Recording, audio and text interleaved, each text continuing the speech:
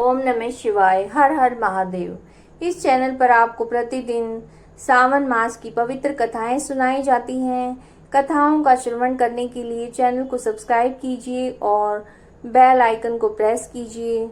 आज के वीडियो में आप सुनेंगे सावन मास के महात्म का छठा अध्याय। सनत कुमार ने शंकर जी से कहा, हे देव, मैंने हर्ष के साथ रविवार महात्म को सुना। अब आप श्रावण के महीने में सोमवार व्रत के महात्म को कहें। भगवान शिव ने सनत कुमार से कहा, हे सनत कुमार, रवि मेरी आँख है, उनका श्रेष्ठ महात्म है। पार्वती के सहित क्या इस मेरे सोम नाम का वर्णन हो सकेगा? मुझसे इसके महात्म का जो वर्णन होगा मैं आपसे कहता हूँ। चंद्रमा का नाम सोम भी है, ब्राह्मणों के सोम राजा हैं। यज्ञ साधन सोमलता का नाम है। इन नामों के कारण को एकाग्र होकर मुझसे सुनो। यह मेरा स्वरूप है। हे विप्र, इस व्रत की विधि को सुनो। मैं विस्तार से कहता हूँ। 12 महीनों में सोमवार का व्रत करना उत्तम है। 12 महीनों में व्रत करने की सामर्थ्य न हो तो सावन के महीने में सोमवार का व्रत अवश्य करें। उस मास में सोम का व्रत करने मात्र से प्राणी 1 साल व्रत करने के फल को पा लेता है। श्रावण शुक्ल पक्ष के पहले सोमवार प्रातःकाल सोम व्रत का संकल्प करें। 4 या 5 जितने भी सोमवार आए, सुबह संकल्प करके शाम को शिव का अर्चन करें। सायकाल में शिव जी का षोडशोपचार से पूजन करें। एकाग्र मन से शिव जी की कथा को सुने। मैं इस सोमवार व्रत की विधि को कहता हूँ, आप सुनो। सावन के महीने में पहले सोमवार को उत्तम व्रत नियम को ग्रहण करें। अच्छी तरह नहा धोकर शुद्ध होकर सफेद वस्त्र ग्रहण करें। काम, क्रोध, अहंकार, द्वेष, चुगली आदि का त्याग दें। मालती, मल्लिका आदि सफेद पुष्प तथा नाना प्रकार के पुष्प और अभिष्ट उपचारों से मूल मंत्र ओम नमः शिवाय या त्र्यंबकम महादेव का मैं ध्यान करता हूँ। उग्र, उग्रनाथ, भव, शशि मौली का ध्यान करता हूँ।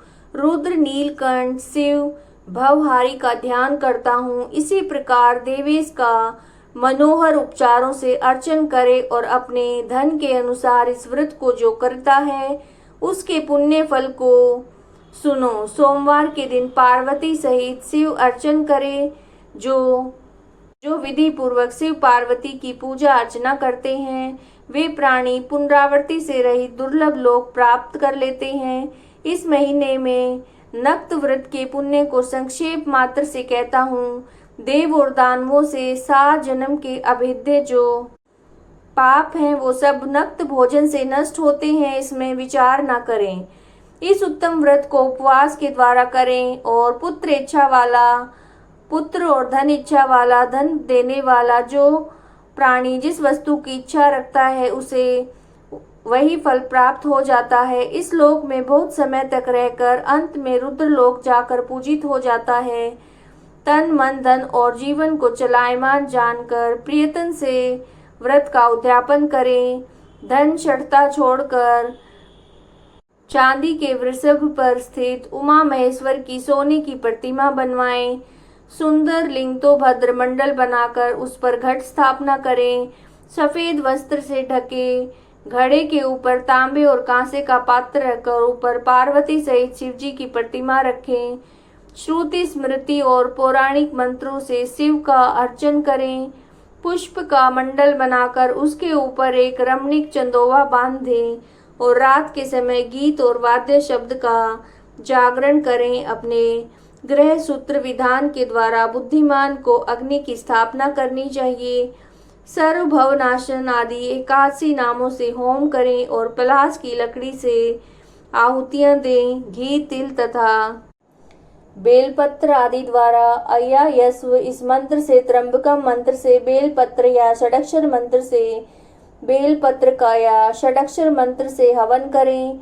पूर्ण आहुति कर्म का स्विष्टकृत आदि आहुति दें। आचार्य का पूजन अर्चन करें।